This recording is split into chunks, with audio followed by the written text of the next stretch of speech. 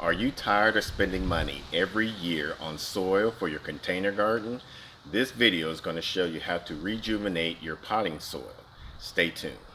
Welcome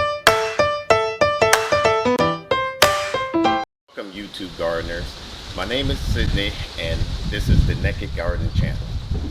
This is the channel that we show our daily routines, DIYs, and recipes that we use from the garden. If you're new to this channel, click on the subscribe button and the bell notification so that way you can get notifications of any uploaded videos that we do weekly. After watching this video, you're going to learn how to rejuvenate your soil so that way you'll be able to use it for the following season.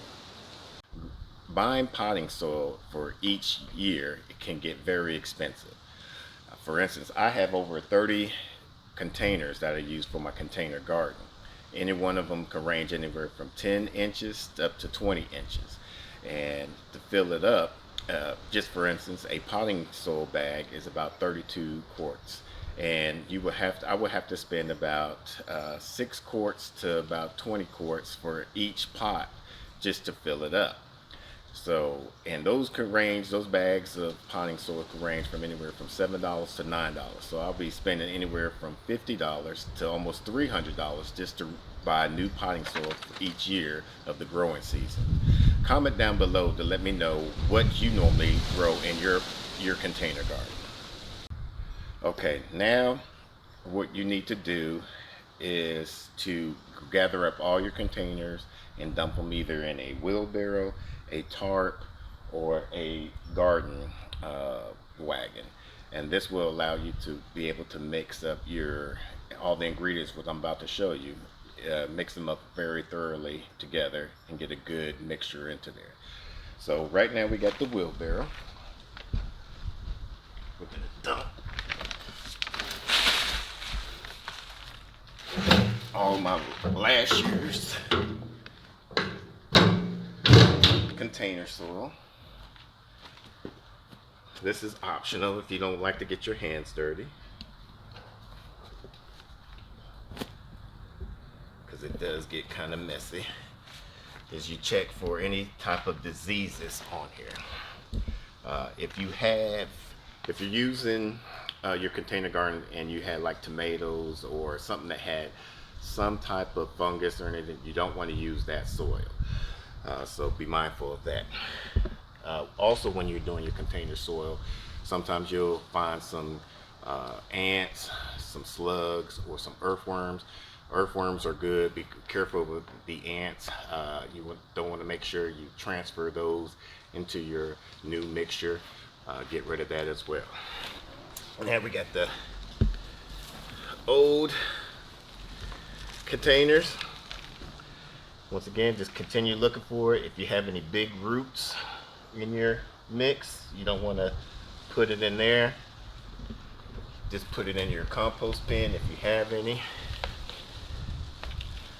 This looks pretty good. Nothing in there. This was from our herb garden for our windowsill in our house. Checking here, doesn't look like anything, shouldn't be anything. Of course, we got Sage the cat wanting to do his cameo. See, like these type of roots, you can have them in your new soil. I prefer not to use them in our soil. I'll put those in our compost later on.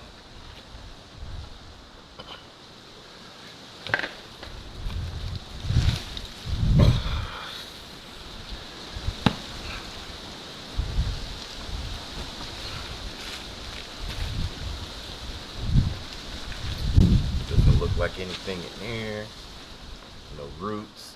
You want to break up all these large chunks as well to help out with making sure everything doesn't bind it in there. That looks pretty good. And nothing in there. So far I had some pretty good soil, no issues in my containers. But I mostly use our containers for herbs and flowers, not really too many vegetables in there. so I wasn't too worried about that. So next is you want to add some type of organic matter. Now, by organic matter, you would need something like a rabbit manure, cow manure, horse manure, or chicken manure. You want to make sure that they've been aged, that they're not fresh, because different pathogens in that could harm and contaminate your soil and then leach out into your vegetable. So you want to make sure that it's mature and aged. I'm using black cow manure, and looks pretty good at there. With organic materials, you can use as much or as little, because you're not going to have to worry about any type of chemicals that is going to damage your crops. So I'm going to use about half a bag of this.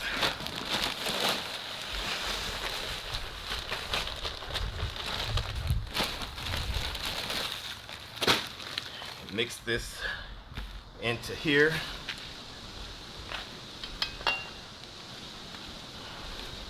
Another reason why you want to make sure your manure is aged is because remember that romaine lettuce scare that we had, the E. coli.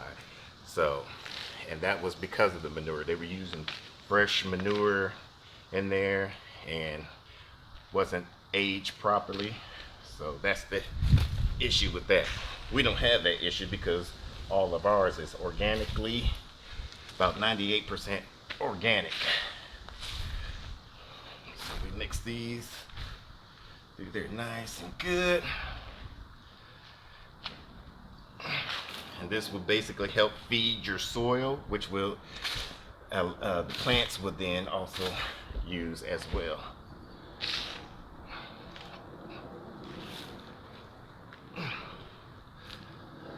Make sure you get it nice and mixed in there.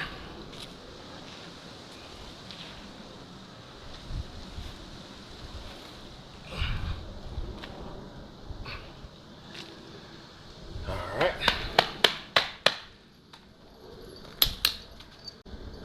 Now you want to use some vermiculite or some purolite. I prefer to use vermiculite.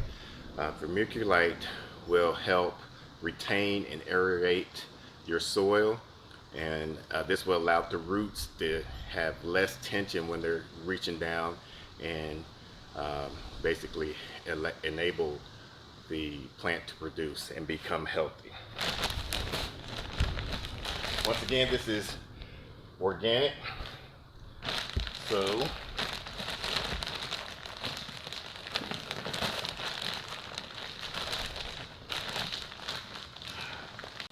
alright, so I'll use probably about that much. Like I said, since it's all organic, there's no wrong or right way of doing things.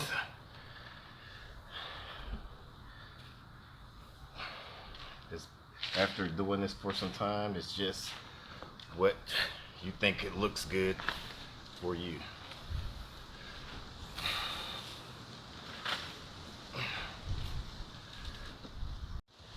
Now that we got this mixed in thoroughly, we got the old container soil, we got the cow manure, the aged cow manure, and the vermiculite. Basically, you got your organic matter, your growing medium, and a water retention in here. Now you got to add additional fertilizers to help improve the soil that's going to feed the plant. I normally use a worm casting, basically worm poop, aged worm poop. We got this one from our local weed and feed here in Garland, Texas. Once again, it's natural, so you can add as much as you want without worrying about burning your plants. I'm gonna use about that much. And this is our first year trying this one. But normally you have your worm castings where sometimes they'll basically the worm poop, and sometimes the worm will lay their eggs in there. So with the temperature in there, of the soil, once it gets to a certain temperature, will enable the eggs of the worms to hatch, which will still continue to eat off the organic matter and other things that start decaying and feeding into the soil, which improves your soil quality. So we just mix all of this in here, and then we'll add some slow release fertilizer that will feed the soil throughout the years. And what we have here is we have organic bone meal, and organic bone meal is the phosphorus. It has a high intense phosphorus rating on there, and that allows the roots. You have your roots part of it. So we'll add some bone meal, and we'll also add some blood meal. Blood meal is the nitrogen that makes your plants green. We'll add some blood meal. This is a good source of nitrogen. And we'll mix that all in there. Once again, Sage wants to do some cameo shots and help me out. You gonna help me there, buddy? Huh? No? Still in the spotlight for me?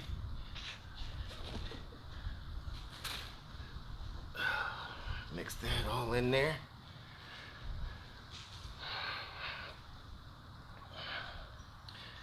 Now, if that seems easy for y'all to do, reuse y'all potting soil, comment down below with "Let's Grow Together." So another growing medium that you can add to your potting soil is either peat moss or cocoa coir, and that helps also retain moisture. Come on, Sage. And so what we would like to do, if you do that, it kind of puts increase the acidity in your soil. So what you would like to do is add either some lime, or what I'm using is some plant tone to kind of reduce the acidity in the soil. Now, I don't have coconut coir or peat moss in here, but I still like to use this because it's also a slow releasing fertilizer, and it will improve if your pH balance of your soil is off. It will correct it, because you want for your pH level in your container soil or even your raised bed to help the vegetables, whatever you're growing, properly. Each plant is required a certain level. Most of the time you want your pH level anywhere from 6.0 or up to about a 6.5. So this will try to put it at a level basis, so that way if I did add something in here that wasn't, if it was too based or too acidity, that will bring it back to its normal spot. And then what you want to do after that is just cover it up if you're not going to use it right away. But I'm going to start filling these containers up, that I have about 30 of them, and start planting them in different types of gardens and vegetables and herbs in there. Thanks for watching this video. If you haven't done so already, make sure you hit the like button down below. And if you haven't done so already, make sure you hit the subscribe button with the bell notification, so that way you can get notifications of when we post our videos weekly. And if you have a friend that would like to learn how to rejuvenate their potting soil, so that way to help them save some money, make sure you share this video with them, so that way they can also learn about it and subscribe to the channel as well. Thanks for watching this video. If you'd like to follow us on Instagram, I'll post the link down below. And as always, let's grow together.